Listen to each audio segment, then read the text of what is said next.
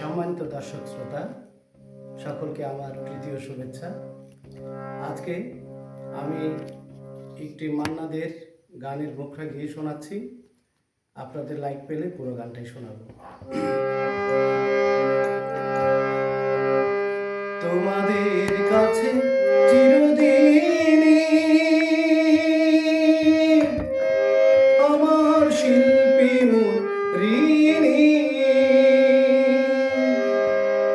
তোমরা প্রেরণা দিয়ে করেছ মুখর আমার নীরব চেতনা। মানুষের ভালোবাসা পেতে চাই আমি, চাই শুধু শুভকামনা। অভিনন্দন নয়, প্রশংসা নয়, নয় কোনো সংবর্ধনা। মানুষের ভালোবাসা পেতে